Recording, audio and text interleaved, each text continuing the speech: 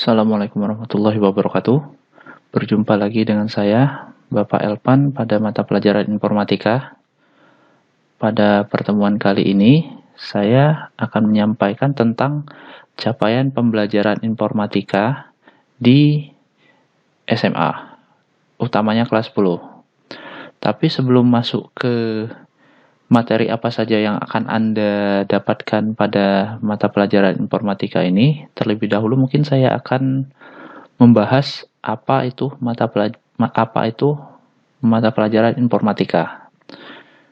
Sebelumnya di kurikulum K13 mata pelajaran informatika ini kita kenal dengan istilah BTIK atau bimbingan TIK, di mana karena ada kata atau embel-embel bimbingan, jadi sifat dari mata pelajaran tersebut adalah non-klasikal. Nah, sekarang pada mata pelajaran terbaru, kurikulum Merdeka Belajar, mata pelajaran tersebut yang awalnya sifatnya bimbingan sekarang berubah jadi mata pelajaran yang sifatnya klasikal. Nah, itu sekilas untuk informatika. Nah, sebelum lebih lanjut lagi, saya mungkin akan lebih mudah menjelaskan apa itu mapel informatika kalau kita searching langsung terlebih dahulu ya.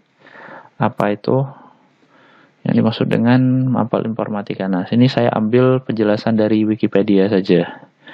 Nah, di situs Wikipedia menjelaskan bahwa informatika merupakan ilmu yang mempelajari terkait penggunaan komputer dan untuk mengatur dan menganalisis data dalam ukuran yang besar, baik data maupun informasi pada mesin berbasis komputasi. Jadi ada beberapa kata kunci yang harus kita pahami kalau kita belajar tentang informatika. Yang pertama itu adalah pengolahan data, pengolahan informasi. Yang kedua itu mesin komputasinya.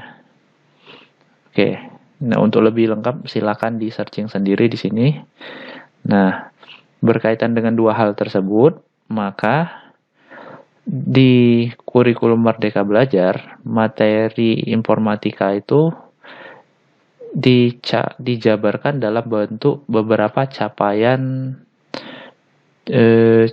pembelajaran. Nah, di sini sesuai dengan edaran yang diberikan oleh Kementerian Pendidikan, capaian pembelajaran untuk mata pelajaran informatika itu ada kurang lebih 8. Yang pertama itu berpikir komputasional, di mana tujuannya adalah untuk mengasah keterampilan problem solving yang efektif. Sederhananya, untuk capaian pembelajaran ini siswa itu dilatih untuk berpikir kritis menyelesaikan suatu permasalahan menggunakan teknologi. Terus ada juga teknologi informasi dan komunikasi untuk capaian pembelajaran kedua. Pada capaian ini Anda juga nanti akan diajari untuk menggunakan suatu teknologi tertentu untuk menyelesaikan suatu permasalahan tertentu. Terus yang ketiga itu sistem komputer. Di sini Anda akan diberikan suatu pengetahuan dasar tentang apa itu perangkat keras, perangkat lunak, ataupun perangkat otak atau brainware. Nah, capaian yang selanjutnya itu adalah capaian yang keempat, tentang jaringan komputer. Ya, sederhana saja ini, kita nanti akan mempelajari tentang jaringan komputer seperti LAN, WAN, MAN, internet, dan lain sebagainya. Terus ada lagi capaian pembelajaran selanjutnya itu yang kelima, analisis data. Pada capaian ini nanti Anda, para peserta didik itu akan disuguhkan suatu studi kasus, di mana nanti dari studi kasus tersebut Anda diminta untuk memproses data apa saja yang terdapat pada kasus tersebut, dan dari hasil proses data nanti akan ditampilkan secara inovatif ya, secara menarik. Nah, terus capaian pembelajaran selanjutnya itu adalah algoritma dan pemrograman atau AV. Nah, di sini nanti Anda akan melakukan coding program. Di sini nanti Anda akan mempelajari tentang apa itu algoritma dan apa itu pemrograman. Dan bagaimana cara membuat suatu program menggunakan bahasa pemrograman tertentu nanti ada di capaian pembelajaran ini.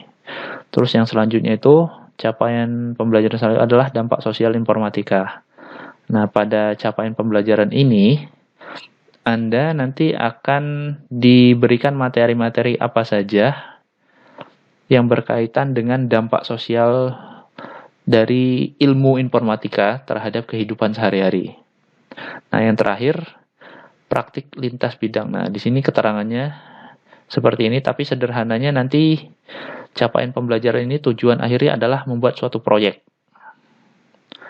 Ini adalah 8 capaian pembelajaran yang harus Anda kuasai dalam 1 tahun belajar atau 2 semester. Nah, adapun penerapannya nanti di mata pelajaran informatika itu akan dibagi dalam 2 fase. Jadi mata pelajaran informatika nanti akan kita bagi dalam 2 fase. Yang pertama itu fase E, yang kedua itu fase F. Fase F nanti akan dipelajari lebih lanjut di kelas 11 dan 12. Nah, untuk kelas 10 kita fokus di fase E. Nah, di fase E ini kebetulan semua CP atau capaian pembelajaran itu ada. Yang saya jelaskan sebelumnya tadi ada ini.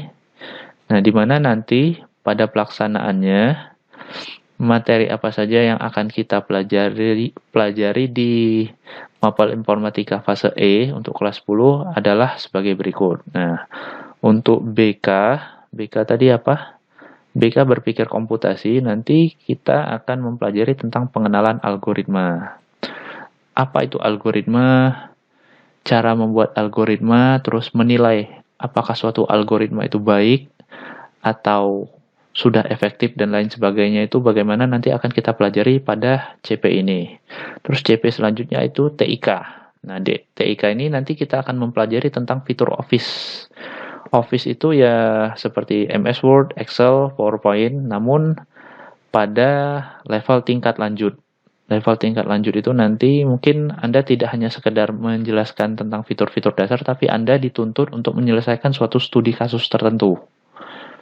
Misalkan disuguhkan suatu studi kasus tertentu, nanti studi kasus tersebut Anda rubah dalam bentuk suatu tabel data di Excel dan Anda cari informasi dari proses data tersebut.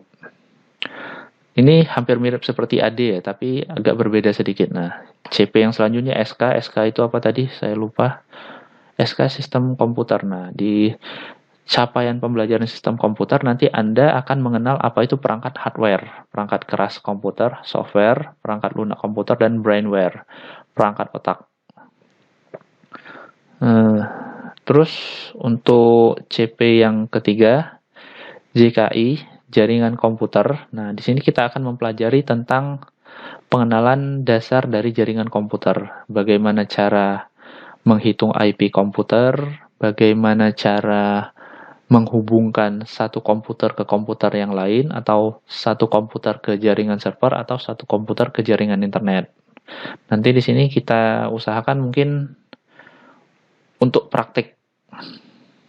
Nah, yang selanjutnya itu CP ke-5 AD, analisis data. Nah, di sini nanti para peserta didik Anda akan disuguhkan suatu studi kasus, di mana dari studi kasus itu nanti Anda akan diminta mengolah informasi apa yang bisa Anda dapatkan dari kasus tersebut. Kemudian, setelah data yang Anda dapatkan Anda selesai olah, itu selanjutnya akan dipublikasikan menggunakan media tertentu. Tentunya media teknologi atau media komputer ya, yang akan kita pilih nanti. Nah, selanjutnya AP, pengenalan algoritma dan pemrograman. Nah, di sini menurut saya ini adalah CP yang paling menyenangkan dari Mapel Informatika.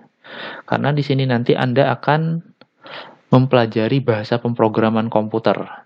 Singkatnya itu nanti Anda akan belajar menjadi seorang programmer.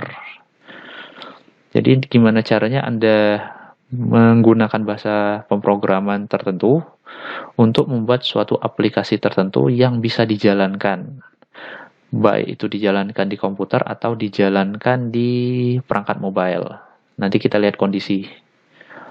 Apakah bisa di kedua perangkat atau di salah satu saja. Nah, yang selanjutnya ini DSI. DSI tadi apa ya? CP DSI itu dampak sosial informatika. Nah, untuk dampak sosial informatika sederhananya mungkin saya akan banyak berceramah di sini nanti, tapi nanti bisa juga biar Anda lebih aktif, mungkin nanti Anda sendiri yang akan ditugaskan, para peserta didik ditugaskan untuk mencari materi-materi yang berkaitan dengan sejarah perkembangan komputer atau tentang undang-undang hak kekayaan intelektual dan properti, terus profesi apa saja yang ada dalam dunia informatika dalam kehidupan sehari-hari dan dampaknya bagi kehidupan itu apa. Nanti kurang lebih untuk CP ini lebih fokus ke materi teori saja.